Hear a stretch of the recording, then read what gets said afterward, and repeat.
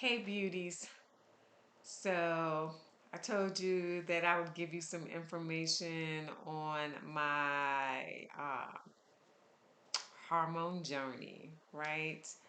So I went to the OBGYN um, today to discuss the problems I'm having with sleep. Um, and so, to be perfectly honest with you, it was kind of disappointing. And I'll tell you why. So, I scheduled an appointment because I wanted to see the hormone specialist. The person that they scheduled me with was not the hormone specialist. So that was problem number one.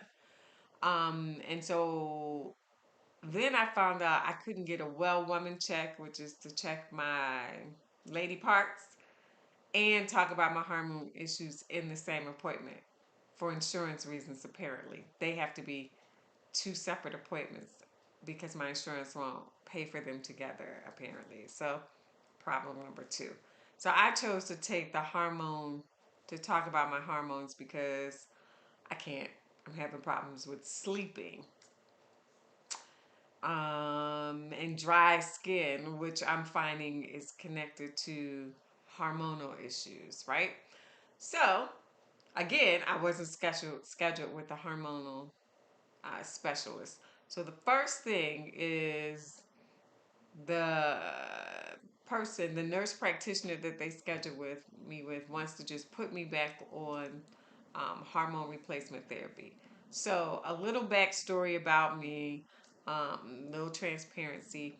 I had a hysterectomy due to fibroids and endometriosis, which I later found out I didn't need to have that done. But at the time, that was the only option presented to me. And I was in so much pain that I took it. So I wound up being put on hormone replacement therapy, which was a little patch. I had that patch on for years, and then my primary care physician recommended that I get off of the hormone replacement therapy because it increased my chances of having breast cancer. So I did just that. I got off the hormone replacement therapy, and slowly but surely, I started noticing symptoms because I don't have a uterus and I only have one ovary. So I started noticing the symptoms of coming back dry skin, um, can't sleep, and hot flashes, right? Just waking up in the middle of the night, just soaking wet. So, what does this person tell me immediately? She's like, just go back on the hormone replacement therapy. So, I tell her my concern, and she tells me that the providers themselves, depending on what clinic you go to, they have opposing views on this, and that I probably would be a good candidate for hormone replacement therapy because my risk of breast cancer is low because I don't have a history of it in my family. I haven't had cancer previously or uterine bleeding and all of these things. And then in the same breath, she tells me, but make sure you get your mammograms yearly just to make sure. I don't know that menopausal symptoms are enough to risk breast cancer. I had someone whom I love dearly have breast cancer, and she went through a lot, right?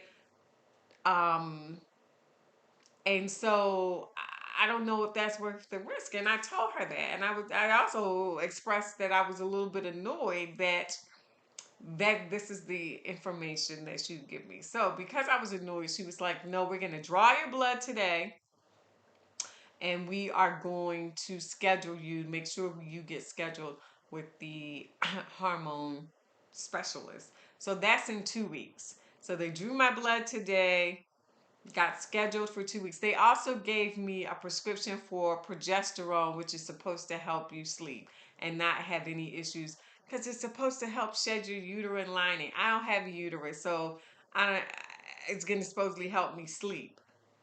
I'm going to do some research. I will let you know. This is just my journey, right?